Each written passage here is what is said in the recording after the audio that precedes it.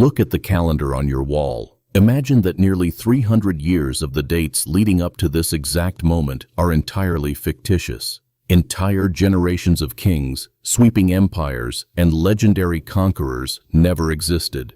The mighty Charlemagne, the father of Europe, is reduced to a fictional character in a grand sweeping narrative spun by medieval propagandists.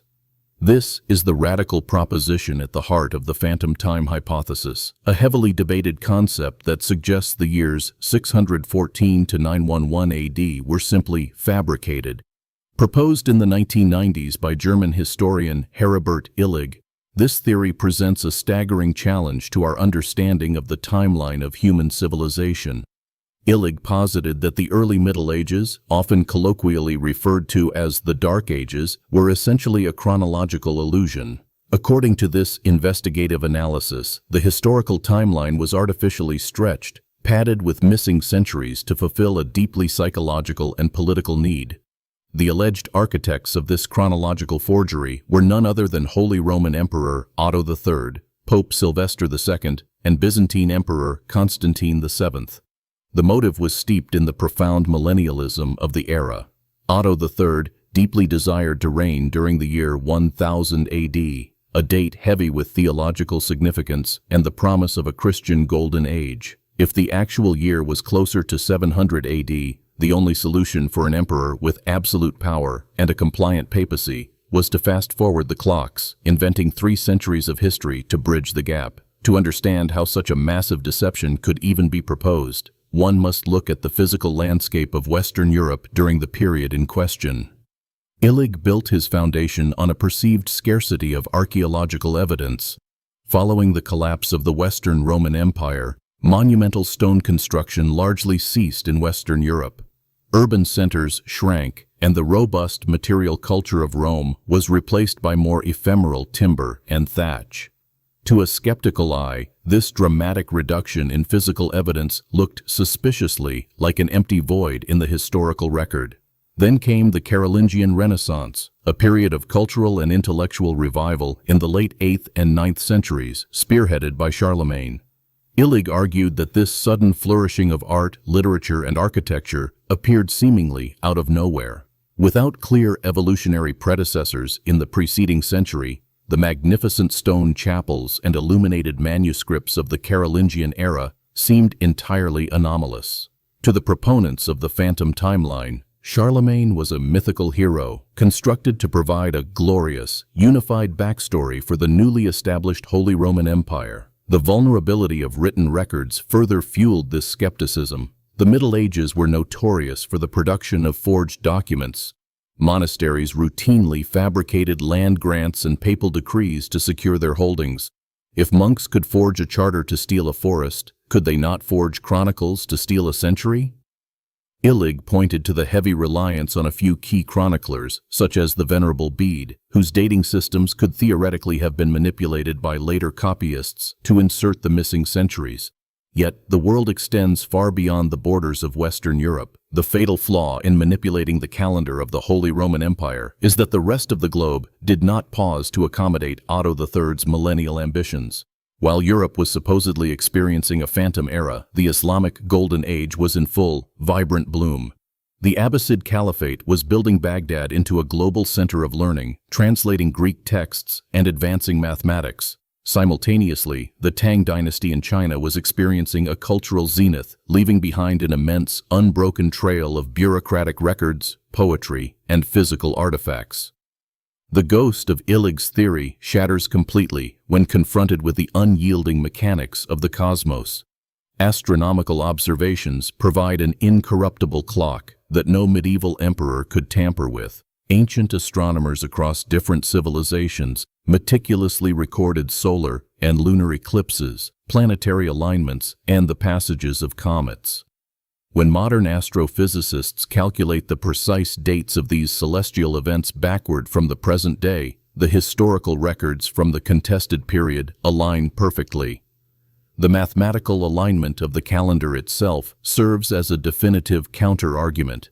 In 1582, Pope Gregory XIII introduced the Gregorian calendar to correct the drift of the old Julian calendar. The Julian system miscalculated the solar year by about 11 minutes annually, leading to a drift of 10 days by the 16th century. If 300 years had been added to the timeline, the calendar would have drifted by an additional 3 days.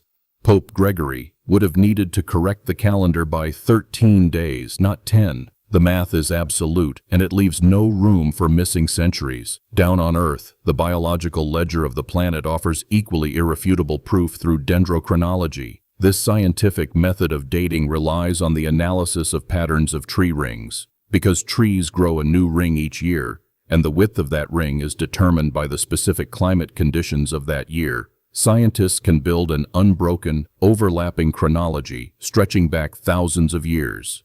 Timber extracted from ancient buildings, buried ships, and submerged forests provides a continuous barcode of time. This biological clock perfectly covers the alleged phantom period. Wood used in the foundations of European settlements, the construction of Viking longships, and the roofing of early medieval churches all perfectly align with the standard historical timeline. When dendrochronology is paired with radiocarbon dating, measuring the decay of the carbon-14 isotope in organic material, the results are overwhelmingly conclusive. The artifacts from the 7th, 8th, and 9th centuries physically exist, and their molecular signatures verify their age.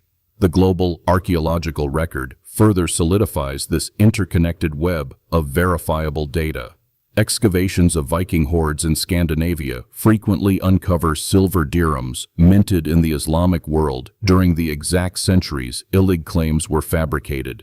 These coins, stamped with specific dates from the Islamic Hijri calendar, traveled along vast trade networks spanning from Baghdad to the Baltic Sea.